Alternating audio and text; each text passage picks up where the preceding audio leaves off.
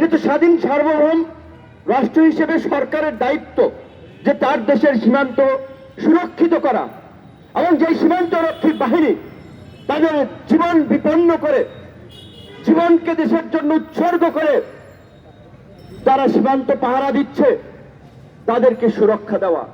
এটা আপনি একটা ঘটনা বোধহয় হয়তো জানেন যে 2001 সালে কুড়িগ্রামের সেই বড়াইবাড়ি এলাকায় যখন ভারতীয় বিএসএফ অভ্যন্তরে ঢুকে তারা যখন হামলা করছিল, আমাদের জায়গা দখল করেছিল, এর আগে সিলেটে, তখন আমাদের বীর সেনানীরা গুলি করে 16 জন বিএসএফ কে দেখিয়ে দিয়েছিল যে বাংলাদেশের বিজিবি তৎকালীন পিডিআর তারাও কিন্তু পারে।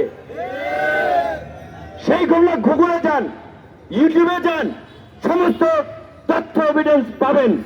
সেই সময়ে পিডিআর এর পরিচালক ছিলেন জনাব মেজর জেনারেল ফজলুর রহমান। শেখ হাসিনা সেই সময় ছিলেন ক্ষমতায়। আওয়ামী লীগের লোকেরা বলেছিল আওয়ামী লীগের সাথে ভারতের সম্পর্কের অবনতি করতে নাকি আমাদের বিএসএফ, আমাদের বিডিআর বিএসএফ কে হত্যা করেছিল। অর্থাৎ আওয়ামী লীগ চেয়েছিল বিজেপি মরুক, গুলি খাক, ফেরানির মতো কাগজে ঝুলে থাক, তবু ভারতের বিরুদ্ধে চোখ রাঙানি দেওয়া যাবে না, কারণ ওরা ভারতের গোলাম, ওরা ভারতের দাস। কিন্তু দেশের জনগণ, বিজেপি বিডিআর, স্বাধীনতা সার্বভৌমত্বকারী জনতা, তারা ভারতের দাস নয়। সেই সময়ে মেজর জেনারেল ফজলুর রহমান তৎকালীন বিডিআরের মহাপরিচালক, তাকে বাধ্যতামূলক সেনাবাহিনীতে ফিরিয়ে আনা হয়েছিল, অবসর দিয়েছিল। এই ঘটনাটি আপনাদের জন্য উদাহরণ হিসেবে আনলাম যে আজকের ঘটনার সাথে রিলেট করতে পারেন। আরো আপনারা দেখেছেন 2017 সালে রাজশাহীতে যখন ভারতীয় বিএসএফ তাদের জেলেদেরকে নিয়ে এদিকে মাছ ধরার জন্য বাংলাদেশের অনেকখানি সীমানার মধ্যে ঢুকে পড়েছিল, বিএসএফ বিজেপির উপরে গুলি চালিয়েছিল, তারা আত্মরক্ষার্থে গুলি ছুড়েছিল। সেই কারণে আমাদের এই বিজেপির সদস্যদেরকে ধর্ষণা করা হয়েছে, জবাবদিহিতা করা হয়েছে, হুমকি দিয়েছে। আমার দেশের এই ভারতীয় তালেদার আওয়ামী সরকারের দায়িত্বপ্রাপ্ত ব্যক্তিরা, সেই সময় আপনাদের মনে আছে, সবাই খুশি হয়েছিলেন, সোশ্যাল মিডিয়ায় ভাইরাল হয়েছিলেন। ফিরে আছে সেই ইউনিটের অধিনায়ক ছিলেন, ভদ্রলোকের নাম আমার মনে নাই, ইউটিউবে যদি তার উক্তি লিখে চান পেয়ে যাবেন। তিনি বলেছিলেন, আমরা জাতি হিসেবে মদ্যপ নই, আমরা মাতাল নই।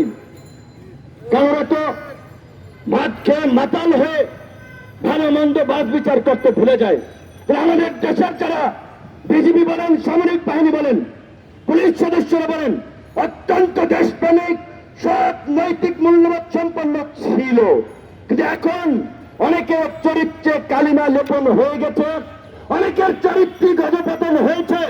টাকা পয়সা কামানোর জন্য ব্যবসায়ীদেরকে তুলে নেয়, ব্যবসায়ীদের বউকে তুলে নেয়, ক্রস ফায়ার দিয়ে মারে। এগুলো তো আপনারা জানেন।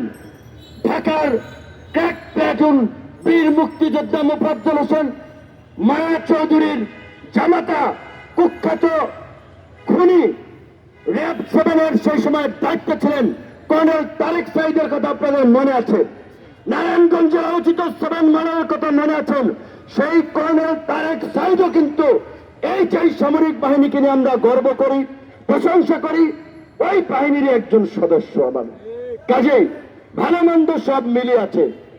পুলিশ সদস্যদেরকে যেমন আমরা জনগণের বন্ধু মনে করি, তাদের ভালোর কথা বলি, আবার ওই কুখ্যাত প্রদীপ কিংবা ডিআইজি মিজানের মতো লোকও কিন্তু এই পুলিশ বাহিনীতে আছে।